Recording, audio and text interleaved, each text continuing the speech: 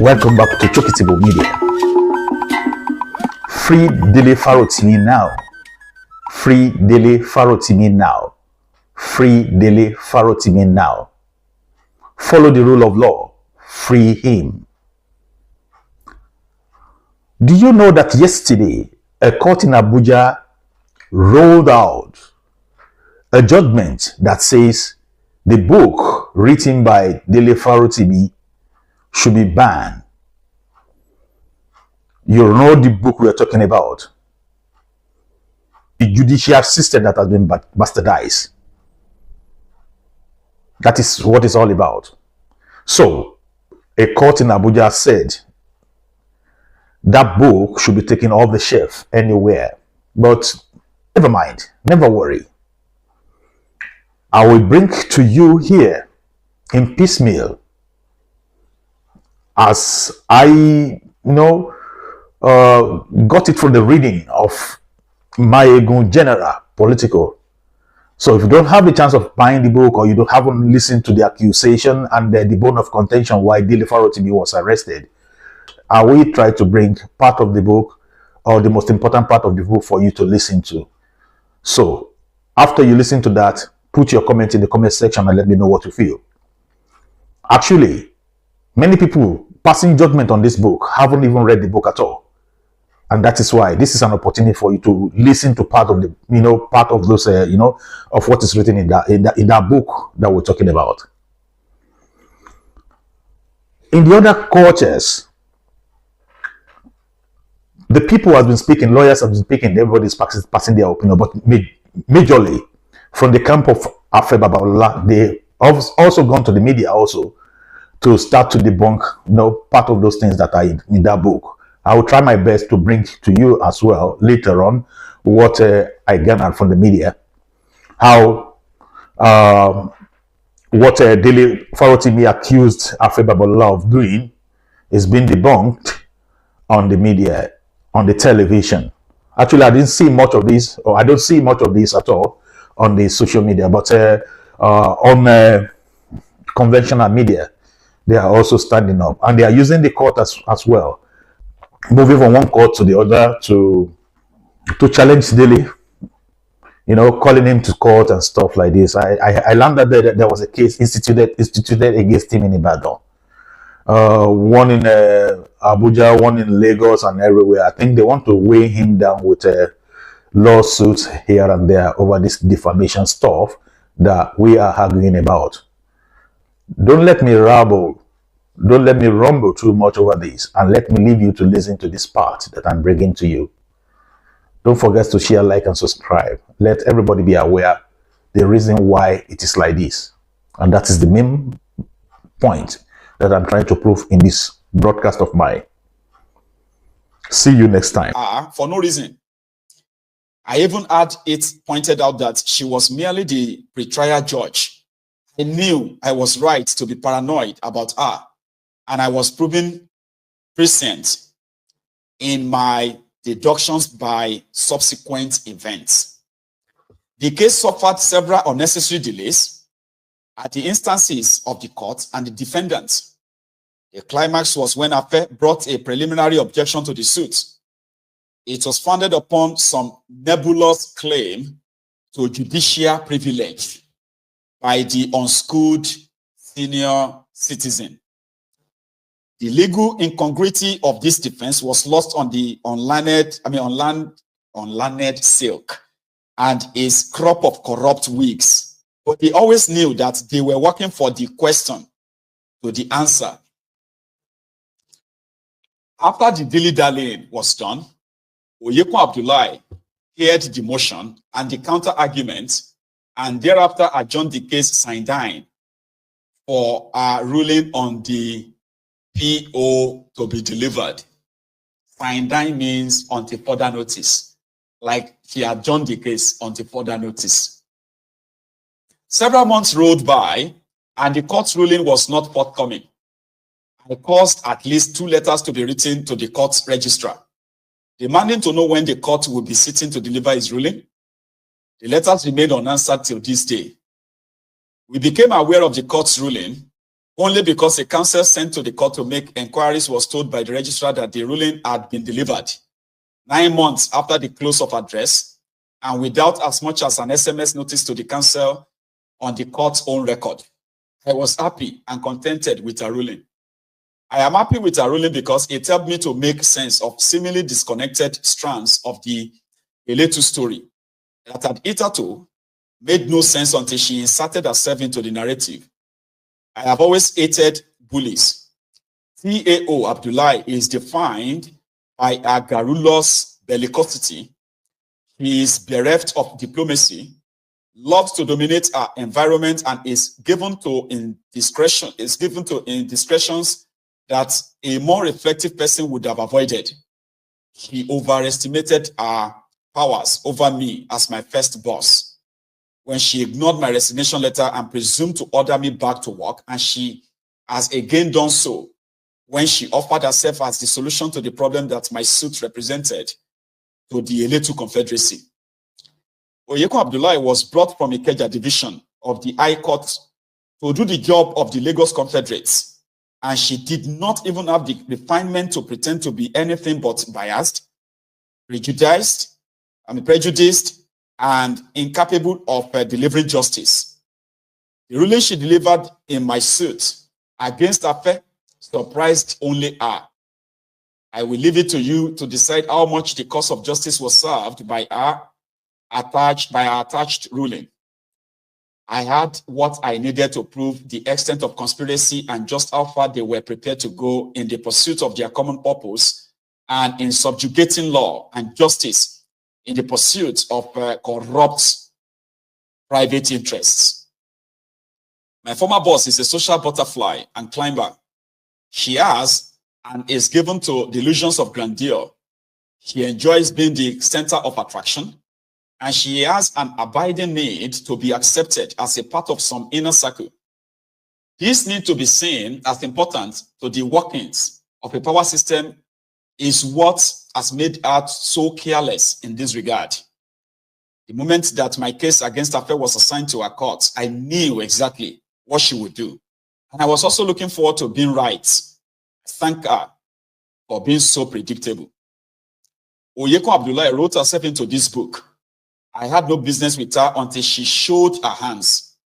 First, with Alhaji Balogun's sneaky referral, and then by the inglorious role that she assigned to herself in my suit against Afe Babalola.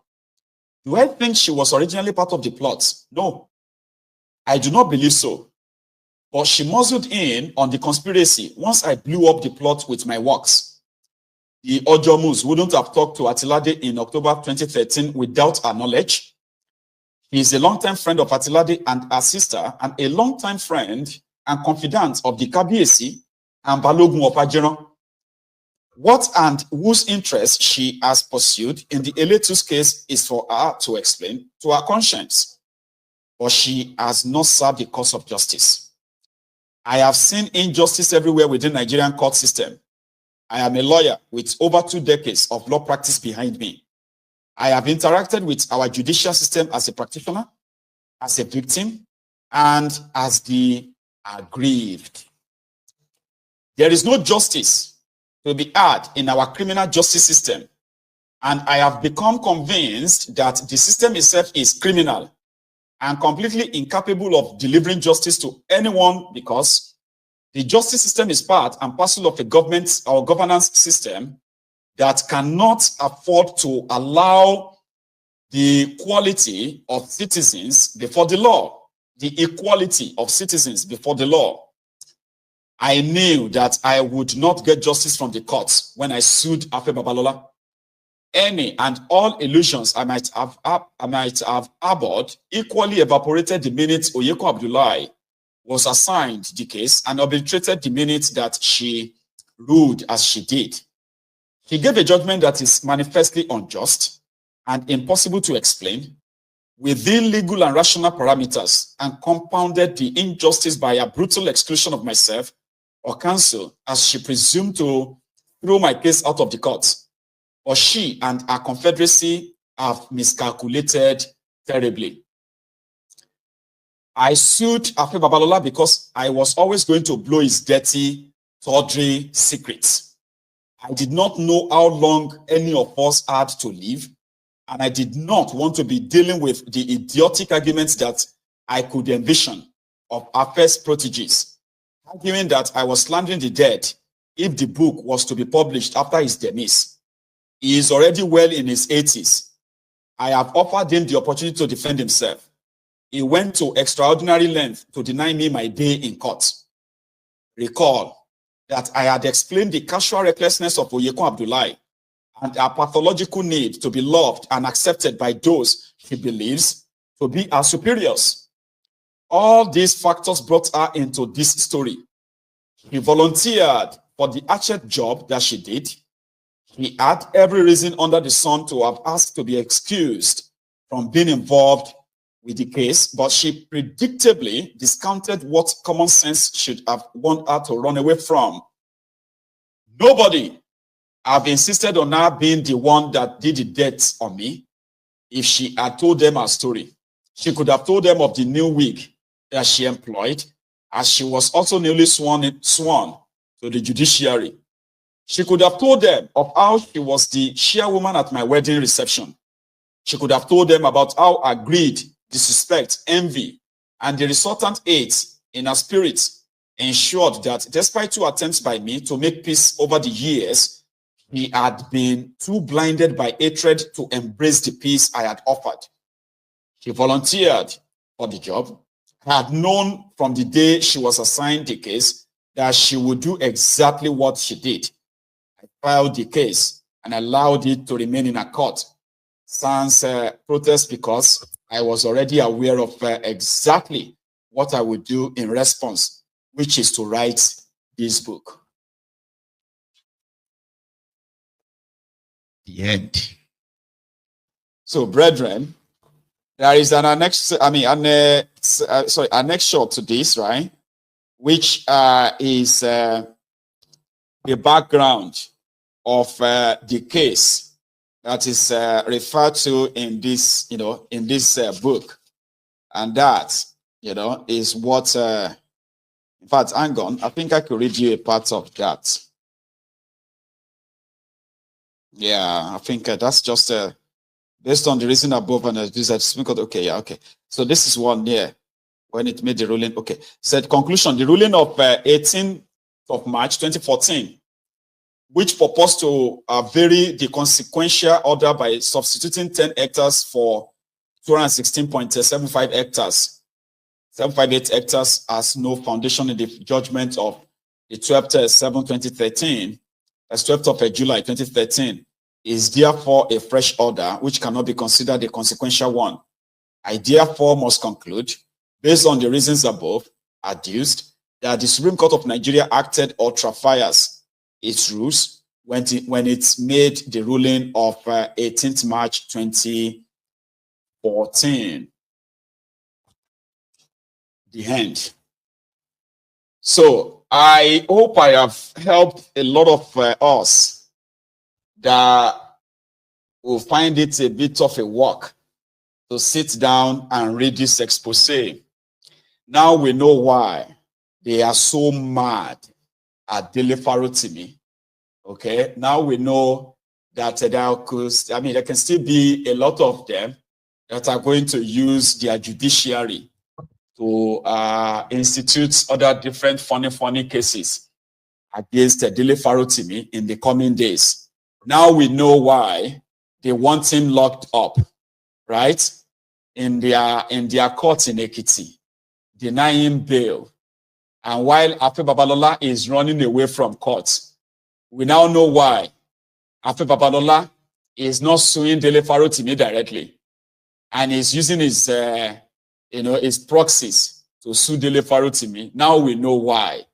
We know how the entire system, that even if you go to the Supreme Court and the Supreme Court rule in your favor, there are some power that be in Nigeria that can actually change it and make the Supreme Court to appeal itself, to rule against itself again. Usually when Supreme Court rules on anything, it is final, or not in Nigeria, in a corrupt, a corrupt establishment in Nigeria. So now we know why they are coming for him. So any of you who probably didn't know that Dele Farotimi knew that once this book is published, they will come for him. Then maybe now you know. So you don't need to beg these criminals. I mean, Dele Farotimi doesn't need anybody to beg these criminals or plead for out of court settlement. No. This is a piece of work that is going to outlive Dele Farotimi as well as Afe Babalaole as well. Now you know that justice is not in Nigerian courts, especially if it somehow crosses the path of the career criminals in Nigeria. You will never win. Now you know. See you next time. Don't forget to share, like, and subscribe. This is Chokitable Media. God bless you as you do. See you next time. Bye for now.